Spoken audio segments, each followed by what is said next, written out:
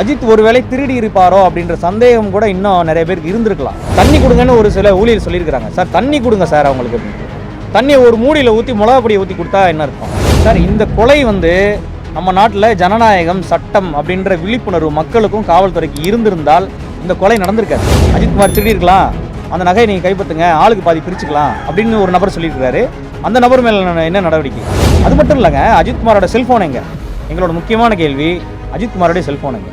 இந்த ப்ரெஸ் மீட்டு எதுக்காக அப்படின்னு கேட்டால், அஜித் ஒருவேளை திருடி இருப்பாரோ அப்படின்ற சந்தேகம் கூட இன்னும் நிறைய பேருக்கு இருந்திருக்கலாம். அதான் அஜித் திருடலை அப்படின்றத சிபிஐயே விசாரித்து அவங்க குற்றப்பத்திரிக்கை ரெடி பண்ணியிருக்கிறதா, 90 பக்கம் அடங்கக்கூடிய ஒரு குற்றப்பத்திரிக்கை ரெடி பண்ணியிருக்கிறதாவும், அதை விரைவில் நீதிமன்றத்தில் தாக்கல் பண்ண இருக்கிறதாவும் நேற்று முறையான தகவலை சிபிஐ தரப்பில் உயர்நீதிமன்றத்தில் தெரிவிச்சிருக்கிறாங்க. அது மட்டும் இல்லைங்க, அஜித்குமாரோட செல்ஃபோன் எங்க?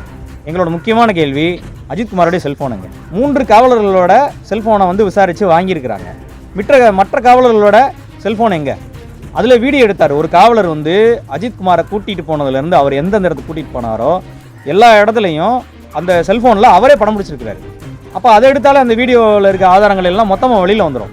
எலக்ட்ரானிக் எவிடன்ஸ் வைஸாக இன்னும் கேஸ் ஸ்ட்ராங் ஆகும். ஏற்கனவே கேஸ் ஸ்ட்ராங்காக தான் இருக்குது. தண்ணி கொடுங்கன்னு ஒரு சில ஊழியர் சொல்லியிருக்கிறாங்க. சார் தண்ணி கொடுங்க சார் அவங்களுக்கு அப்படின்ட்டு. தண்ணியை ஒரு மூடியில் ஊற்றி மிளகா பொடியை ஊற்றி கொடுத்தா என்ன அர்த்தம்? அப்போ இன்றைக்கி நாங்கள் இன்னும் வருத்தப்படுறோம். அந்த காவலருக்காக வருத்தப்படுற குடும்பம் இது. அந்த காவலர்கள் இன்றைக்கி அடிச்சுட்டு உள்ளே இருக்கிறாங்க. அப்பேற்பட்ட குடும்பம் இன்றைக்கி எல்லாருக்கும் வருத்தப்படுறாங்க. இன்றைக்கி அவங்களுக்கும் குடும்பம் இருக்குது, அவங்களும் வருத்தப்படுறாங்க.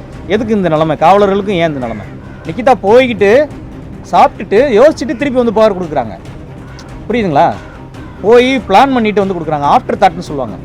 போய் ப்ரிப்பேர் பண்ணிட்டு கொடுக்குறாங்க. இதை கொடுக்க வச்ச நபர் யார்?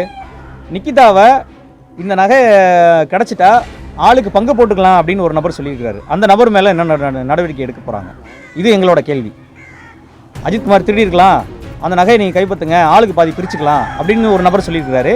அந்த நபர் மேலே என்ன நடவடிக்கை? இன்றைக்கி தொடங்கினா கூட 3 மாதத்தில் டே டு டே ட்ரையல் நடத்தணும் சார். மிக விரைவாக எக்ஸ்பீடியன்ட்னு சொல்லி ஏற்கனவே ஹைகோர்ட் ஆர்டர் போட்டிருக்கிறாங்க. அதன் அடிப்படையில் ஒவ்வொரு நாளும் இப்போ சாத்தாங்குளம் வழக்கு பார்த்தீங்கன்னா ஒவ்வொரு நாள் நடத்துகிறாங்க. அப்படி இருந்துமே முடிக்க முடியாத சூழ்நிலை நிலவுது. விசாரணை நின்றுகிட்டே போகுது. அப்படின்னா இன்னும் 5 மாத கட்டத்தில் முழுமையாக அந்த தீர்ப்பு வழங்கப்படணும் அப்படின்னு சொல்லி எங்கள் குடும்பத்து சார்பாக கேட்டேன்.